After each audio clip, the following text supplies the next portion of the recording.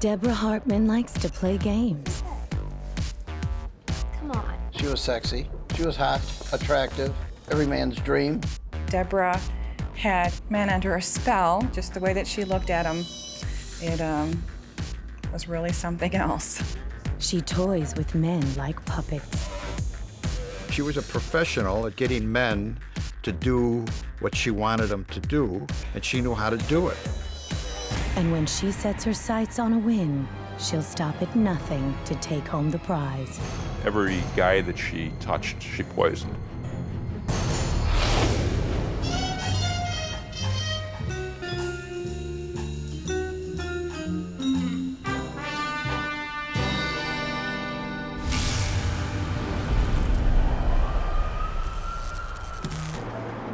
Chicago, Illinois is a city with a colorful past. One that always straddled the fine line between naughty and nice. Just outside sits the sleepy suburb of Northbrook, untouched by the corruption of big city life. Northbrook is a quiet, rich North suburban town. Nothing ever happens there. Speeding tickets, maybe somebody rolling through a stop sign. That's big news and big crime in Northbrook. But its sterling reputation is about to be tarnished. On June 9th, 1982, Debra Hartmann enters the Northbrook police station with a horrible story to tell. After a night out on the town, she's returned home with her stepdaughter to find a grisly scene. And they run into the police station, and she tells the sergeant at the desk, my husband just committed suicide. Send help.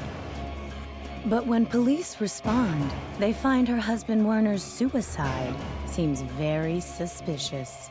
He was shot 16 times. To claim that it was suicide was a joke, really, you know. A patrol officer saw Werner's body and immediately knew that this was not a suicide. There was no weapon present. And at the police station, Werner's grieving widow acts a little too nonchalant. And at one point, in the detective room, she curls up and takes a nap. Not exactly what you would expect from somebody whose loved one was just murdered. Investigators can't help but wonder, what does this sleeping beauty know? Debra is born in Pittsburgh in 1956. Sadly, her childhood is no dream. 16 hours a day, and what do I get from you? Your dinner is over. Debbie grew up in a home where the father was at least beating the mother, possibly Debbie. So something was going on in that household that was obviously damaging. With an abusive father ruling her world, Debra's rocky beginnings shape her future. She probably tried over and over again to win her father's approval, and that didn't really work when she was growing up. So at some point, she decided to simplify the formula. What do men equal? What can I use them for so I don't feel so bad about myself? And so at some point, she said, hey, men equal money. Debra runs away from home at 15 and works as a dance instructor, but struggles to pay the rent. That was good. I think we're done for the day. All right. That is until she decides to accept a dance with the devil. Debra was pretty. She was short, she was petite. She was very nicely built. For Debbie, her sexuality became a tool. Men responded to how pretty she was, and she milked it. She really stumbled onto something that she could use to control men, and that was the first time she felt like she had something that she could really rule men with. Debra drops her dance shoes and takes a job at a club on the west side of Chicago, where men are in the market for more than Swan Lake. Smoker's Lounge was a place where you walked in, and there was girls sitting there, scantily clad, and you paid $75 for the right to go back to the VIP room, and there you negotiated with the girl what else was going to happen. Debra knows just how to work it. It was obvious that Debra knew how to use men, just by winking her eyes with her eyelashes, or touch your arm, or so you get the shivers. and it's like a man can melt. She made sure that she got all the attention in the room from all the men. She knew what to say, how to say it, how to bend, where to bend it. In 1978, when the self-professed stereo king of Chicago, Werner Hartmann, strolls into the club, Debra smells opportunity. She learned how to shake people down for money. And when she learned who Werner was and how close he was and that he owned a business, I'm sure there was just little dollar signs going off in her eyes, kind of like in a cartoon. A completely self-made man, Werner just happens to be filthy rich and recently divorced. Werner was a German immigrant, came to this country at a time when people were very interested in having nice stereos for their car. So Werner established a business known as CRC, and he was very successful at it and made a lot of money. After a whirlwind romance, Werner pops the question. I think Werner to Debbie was a provider, somebody who could give her the lifestyle that she hoped she deserved. Keep them close, come out, give me your hand. I don't believe it was a typical marriage relationship. I think it was all about money from day one. Werner has been sucked into Debra's web. He was madly in love with her to the point of obsession. I think she probably did anything he wanted because she knew she wanted to rope him in. Yes? When he saw this little petite beauty, he really was smitten by her. Whatever she did, she made him fall in love with her, and he worshiped her and gave her almost anything she wanted. Debra has Werner by the heartstrings, and she's gonna tug at them until they break. For sexy seductress Debra Hartmann, her marriage to millionaire Werner is like a winning lottery ticket. Debbie sees men as toys. They're all her little playthings. And she is a puppet master of all these men. She's just riding the high of that power, the power she never had as a child. Almost overnight, she trades sleaze for the swanky suburbs. Werner was getting this woman that was beautiful, and she probably felt great having her on his arm. And I'm sure she was ecstatic about getting all the money that she was getting. I gave you money like 2 days ago. But sexy Debra sticks out like a sore thumb in upscale Northbrook. I do like those dresses. Their father may be blinded by love, but Werner's teenage daughters see through Debra's facade. The girls nicknamed Debbie Miss Showcase because of who she was and how she acted, and they knew exactly what she was and what she was doing. You should give me more money. She actually came right out and said, you know, I married you for your money. Oh, I think she was disdainful of men in general, and she'd been a user. That was her background. I don't know that there was any love in her heart for anybody but herself. She constantly pushes the envelope to see how much will Werner take. And every time he accepts her again, it's her getting some kind of validation that he really loves her more and more. Debbie would frequently engage in extramarital relations. She even dangles her dalliances in Werner's face. Debbie is a narcissist. And there is this blatant disregard for people around her, and she kind of does think that the universe should revolve around her. One night in November of 1981, she pushes her luck a bit too far. She came home with only her mink coat on, and her and Werner had this big fight. Werner is desperate to work things out with his wife. He attempts to shoot out Debra's tires to keep his young wife at home. She drives off unharmed, and she isn't through testing Werner's patience. Debbie was driving, throwing champagne glasses out of the car when the police apprehended her. She was with a well-known narcotic dealer from Florida. Debra's playing fast and loose with Werner's emotions, and she's got plenty more tricks up her sleeve.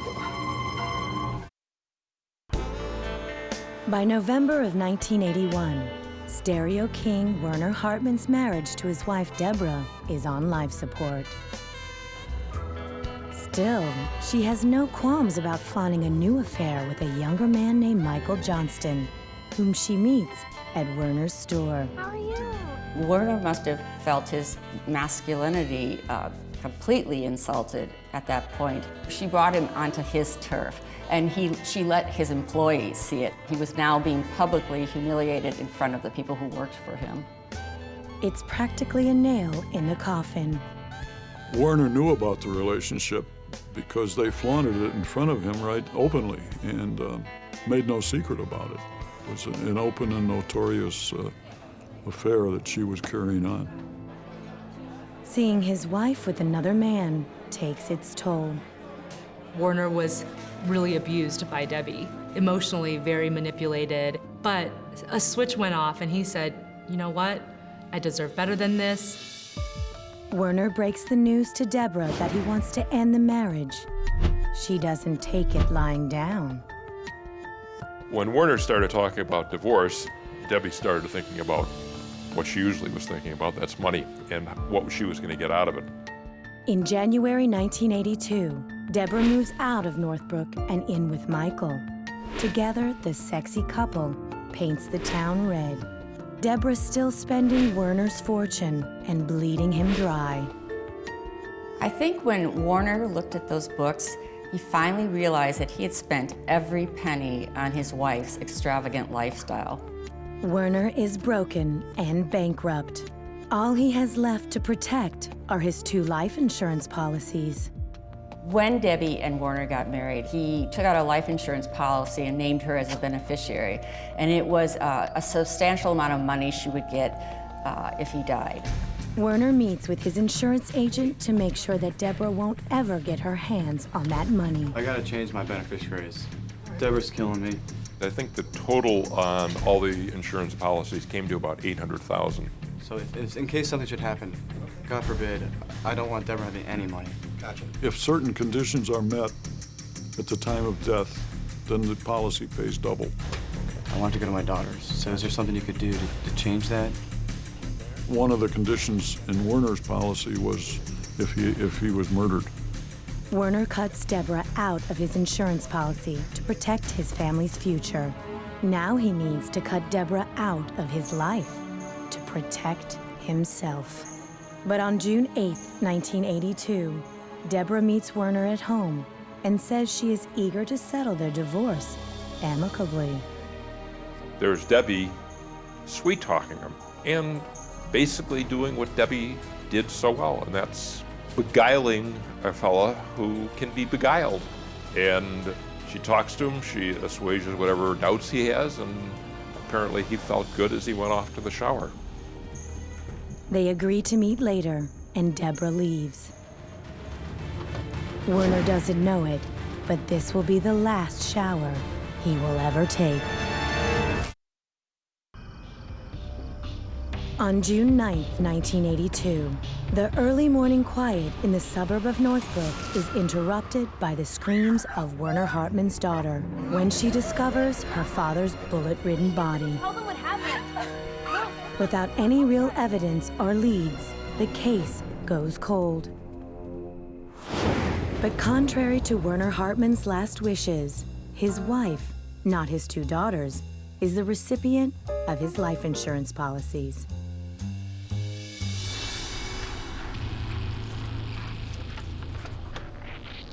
It seems Debra was shocked to learn Werner had removed her as his beneficiary.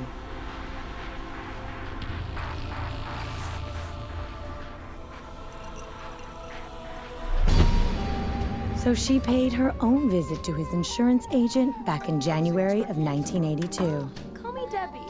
So then she persuaded him with $3,000 and her sexual favors to change the insurance beneficiary back to her name. Relax. Debbie considered the deal was a done deal.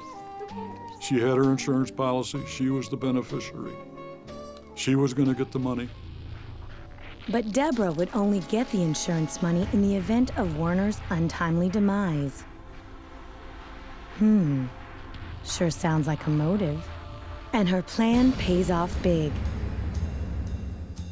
By January of 1984, Debra Hartmann is living a life of luxury with Michael Johnston in tow. She would sunbathe in her bikini in the front of the house. She's living the high life still. She likes the high life. And she's spending money like it's going out of style. It seems Debra has gotten away with the perfect crime. But less than a year later, her web of lies begins to unravel when a strange coincidence leads police to their first piece of physical evidence in the case. In 1985, an undercover ATF agent is buying firearms from a suspected illegal gun dealer named Ken Canel. Ken Canel says, I had a Mac and it got away from me. He said, but it's not for sale, caused a lot of trouble. He's not selling it. The MAC-10 is the type of gun used to kill Werner Hartmann. Could this possibly be the missing murder weapon? If we could match up the slugs that are in the basement of Ken Canel with the slugs that were recovered from the floorboards in the bathroom at Werner Hartmann's home, then we got a home run. A search of Ken Canel's basement yields a clear-cut match. And that's not all. Investigators quickly discover that Ken Canel has a roommate, none other than Michael Johnston, Debra Hartmann's boyfriend. With Canel cornered, investigators use phone records to connect the dots. It seems Debra hatched an elaborate plan. Authorities believe she persuaded Ken to kill her husband in exchange for $50,000 in cash. Allegedly, just before the murder, they get their hands on a MAC-10 machine gun. Canel claims he test-fired the weapon in his basement, but the gun was faulty. When he released the trigger, it kept on firing. Ken backed out. He's like, I don't want to do this job. This is a bad gun. Luckily for investigators, it left a trail of evidence all over his ceiling. But if Canel didn't shoot Werner, who did?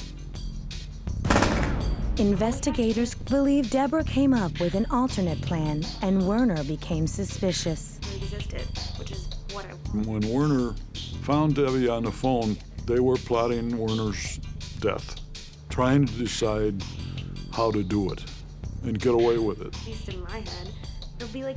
He's a scared guy. And so he has to know that something is going to happen. He'll be gone, finally.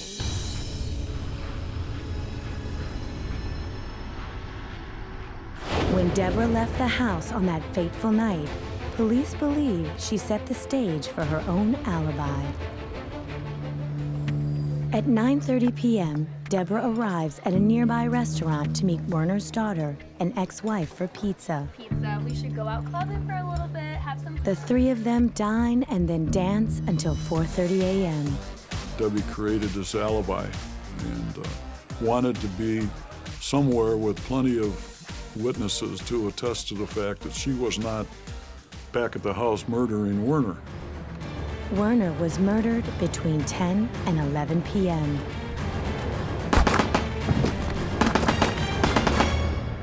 Police were never able to prove who actually pulled the trigger that night. No one in Debra's circle confessed to the murder. But they do have enough evidence for a grand jury to indict Debra Hartmann, Michael Johnston, and Ken Canel on dozens of counts of fraud and conspiracy to commit murder in a lucrative insurance scam. Her neighbors are shocked to learn Debra is implicated in the crime. I just got chills up my spine because I thought, I can't believe that we've been living so close to her, talking to her, and you wouldn't think. In the end, all of Debra's puppets go down with their master. Ken Canel, Werner's insurance agent, and Michael Johnston are all sentenced to prison for their role in the scam. She had them twisted right around her little finger. I often viewed her as a black widow spider that was just leading these guys down the primrose path. And indeed, they did follow. Debra Hartmann is sentenced to 22 years in prison. To this day, no one has ever been convicted of Werner Hartmann's murder. Probably the best thing that ever happened to her in her life was meeting Werner Hartmann. And what ended up being probably the worst thing that ever happened in her life was meeting Werner Hartmann. I think he made the bad mistake of thinking he could tame her, and it turned out to be a fatal mistake. Debra Hartmann has since been released from prison. Her current whereabouts are unknown. Debra was truly a black widow, and every guy that she touched, she poisoned. She used everyone. She was a master manipulator.